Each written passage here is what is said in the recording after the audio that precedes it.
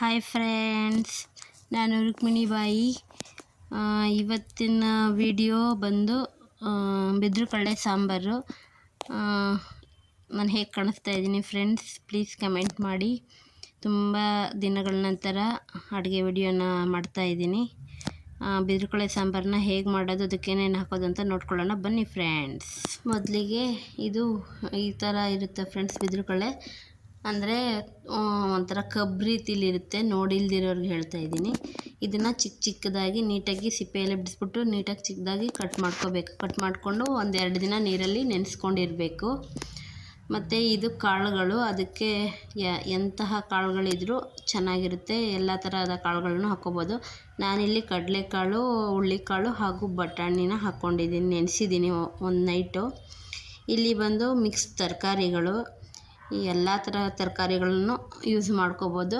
ನಾನು ಬೀನ್ಸು, ಸೋರೆಕಾಯಿ, ಹೀರೆಕಾಯಿ, ಗೆಡ್ಡೆಕೋಸು, ಚಪ್ಪರದ ಅವರೆಕಾಯಿ, ಆಲೂಗಡ್ಡೆ ಅಷ್ಟೊಂದು ಹಾಕ್ಕೊಂಡಿದ್ದೀನಿ ಫ್ರೆಂಡ್ಸ್. ಮತ್ತು ಇದು ರುಬ್ಬೋದಕ್ಕೆ ಒಗ್ಗರಣೆಗೆ ಇಟ್ಕೋತಾ ಇದ್ದೀನಿ.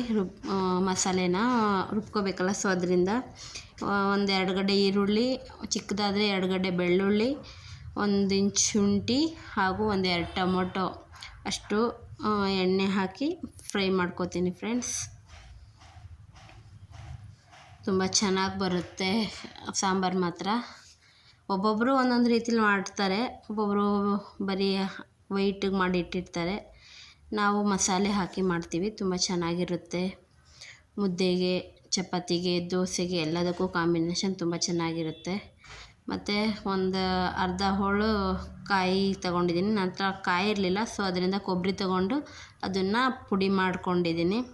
ನೋಡಿ, ಇದಾಗಿದೆ.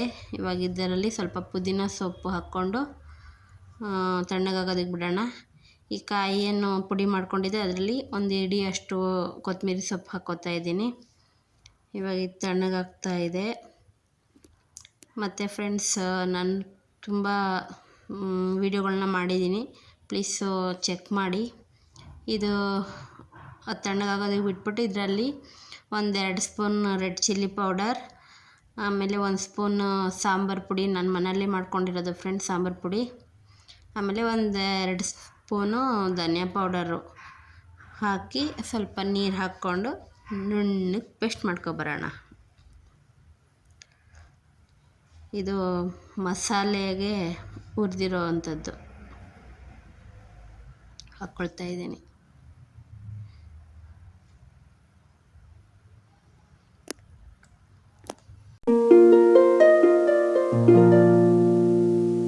ನೋಡಿ ಫ್ರೆಂಡ್ಸ್, ಈ ರೀತಿ ನುಣ್ಣಗೆ ರುಬ್ಕೊಂಡಿರಬೇಕು. ತುಂಬ ಸಾಫ್ಟಾಗಿರುತ್ತೆ. ಸಾಫ್ಟಾಗಿದ್ರೇ ಸಾಂಬಾರು ತುಂಬ ಚೆನ್ನಾಗಿ ಬರುತ್ತೆ.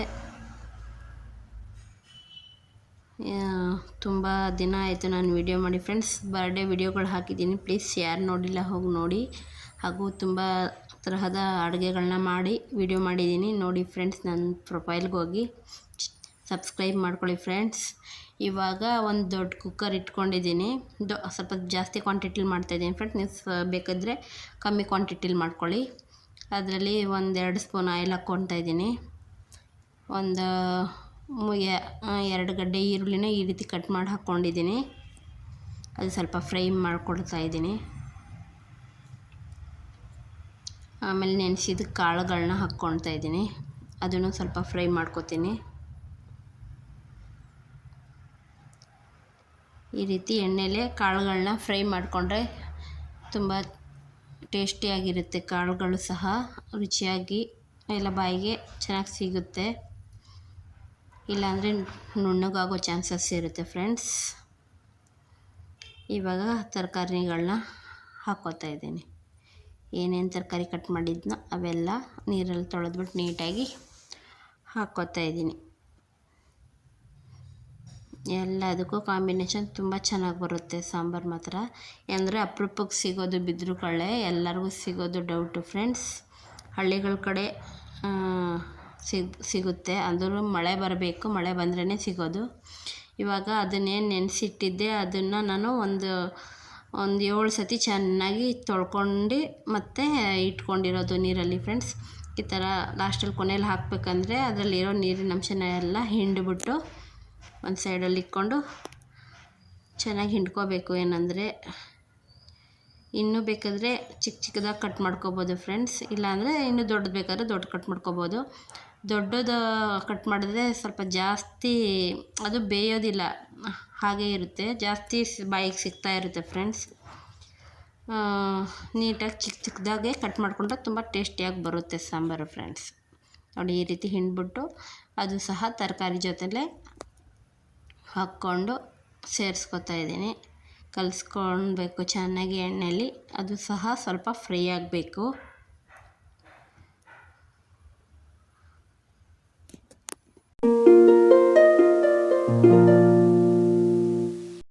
ನೋಡಿ ಈ ರೀತಿ ತರಕಾರಿ ಕಾಳು ಹಾಗೂ ಬಿದಿರುಕಡಲೆನ ಹಾಕಿ ನೀಟಾಗಿ ಎಣ್ಣೆಯಲ್ಲಿ ಫ್ರೈ ಮಾಡ್ಕೊಂಡಿದ್ದೀನಿ. ಅದರಲ್ಲಿ ಸ್ವಲ್ಪ ಒಂದು ಹಿಡಿಯಷ್ಟು ತೊಗರಿಬೇಳೆನ ಹಾಕ್ಕೊತಿದ್ದೀನಿ. ಯಾವ ಕಾಳು ಹಾಕ್ಕೊಂಡ್ರೂ ತುಂಬ ಚೆನ್ನಾಗಿರುತ್ತೆ ಫ್ರೆಂಡ್ಸ್, ಎಂಥ ಬೇಳೆಗಳಾದರೂ ಹಾಕ್ಕೋಬೋದು. ಇದಕ್ಕೆ ಏನೇ ಹಾಕಿದ್ರೂ ತುಂಬ ರುಚಿಯಾಗೇ ಇರುತ್ತೆ. ಇವಾಗ ರುಬ್ಬಿದ ಮಸಾಲೆ ಏನಿತ್ತು ಅದನ್ನು ಹಾಕ್ಕೋತಾ ಇದ್ದೀನಿ. ಅದನ್ನು ಸ್ವಲ್ಪ ಫ್ರೈ ಮಾಡ್ಕೊಳ್ತಾ ಇದ್ದೀನಿ. ಅದು ಸ್ವಲ್ಪ ಫ್ರೈ ಆದರೆ ಸಾಕು, ಯಾಕಂದರೆ ಮೊದಲೇ ನಾವು ಫ್ರೈ ಮಾಡಿ ತಾನೇ ರುಬ್ಕೊಂಡಿದ್ದೀವಿ. ಸೊ ಅದರಿಂದ ಇವಾಗ ಎಷ್ಟು ಬೇಕೋ ಅಷ್ಟು ಕ್ವಾಂಟಿಟಿ ನೋಡಿ ನೀರನ್ನ ಹಾಕ್ಕೋತಾ ಇದ್ದೀನಿ. ನಾನು ಸ್ವಲ್ಪ ಗಟ್ಟಿಯಾಗಿ ಮಾಡ್ಕೊಳ್ಳೋದಕ್ಕೆ ಇದು ಮಾಡ್ತಾಯಿದ್ದೀನಿ ಫ್ರೆಂಡ್ಸ್, ಯಾಕಂದರೆ ದೋಸೆಗೆ ಚಪಾತಿಗೆ ಆ ಥರ ಮಾಡ್ಕೋತಾ ಇದ್ದೀನಿ. ನೀವು ನೋಡಿಕೊಂಡು ನೀರು ಹಾಕ್ಕೊಳ್ಳಿ. ಇವಾಗ ಈ ಹದದಲ್ಲಿದೆ, ಅದು ಬೆಂದರೆ ಇನ್ನು ಸ್ವಲ್ಪ ಗಟ್ಟಿಯಾಗುತ್ತೆ. ಕಾಳುಗಳು ಇರುತ್ತಲ್ಲ ಅವೆಲ್ಲ ಸ್ವಲ್ಪ ನೀರನ್ನ ಹೀರ್ಕೊಳ್ಳುತ್ತೆ. ಇವಾಗ ಸ್ವಲ್ಪ ರುಚಿಗೆ ತಕ್ಕಷ್ಟು ಉಪ್ಪು ಹಾಕ್ಕೊಂಡು ಮುಚ್ಚಳ ಮುಚ್ಚಿ ಒಂದು 5 ವಿಸಿಲ್ ಹೊಡೆಸ್ಕೊತೀನಿ ಫ್ರೆಂಡ್ಸ್. ಹೊಡೆಸಿದಾದ್ಮೇಲೆ ಇವಾಗ ಹೊಡೆಸಿ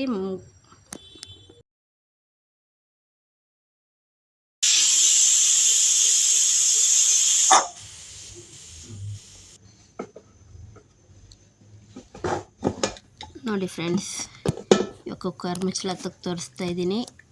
ಈ ರೀತಿ ಆಗಿದೆ ನೋಡಿ, ಇನ್ನೂ ಎಷ್ಟು ಚೆನ್ನಾಗಿ ಕುದಿ ಹಂಗೆ ಇದೆ ನೋಡಿ. ಕಾಳುಗಳು ತರಕಾರಿಗಳು ಒಂದು ಸಹ ನುಣ್ಣಗಾಗಿಲ್ಲ, ಈ ಹದದಲ್ಲಿದೆ ನೋಡಿ ಫ್ರೆಂಡ್ಸ್, ಎಷ್ಟು ಚೆನ್ನಾಗಿ ಬಂದಿದೆ. ಯಾರಾದರೂ ವೈಟಿಗೆ ಒಂಥರ ಬೆಳ್ಳಗೆ ಮಜ್ಜಿಗೆ ಸಾರು ಥರ ಮಾಡ್ಕೊಳ್ಳೋರಿದ್ದರೆ ಈ ಥರ ಮಾಡ್ಕೊಂಡು ತಿನ್ನಿ, ತುಂಬ ಚೆನ್ನಾಗಿರುತ್ತೆ. ಇವಾಗ ಇದಕ್ಕೆ ಒಂದು 1/4 ಲೀಟ್ರಷ್ಟು ಹಾಲು ಹಾಕ್ಕೋತಾ ಇದ್ದೀನಿ. ಹಾಲನ್ನ ಕುದಿಸಿಲ್ಲ, ಹಾಗೆ ಹಾಕ್ತಾಯಿದ್ದೀನಿ. ಇವಾಗ ಅದಕ್ಕೊಂದು ಸಣ್ಣ ಒಗ್ಗರಣೆ ಮಾಡ್ಕೊಳ್ಳೋಣ ಅಂತ ಒಗ್ಗರಣೆ ಬಾಣಲಿ ಇಟ್ಕೊಂಡು ಅದಕ್ಕೆ 1-2 ಟೇಬಲ್ ಸ್ಪೂನ್ ಆಯಿಲ್ ಹಾಕ್ಕೋತಾ ಇದ್ದೀನಿ.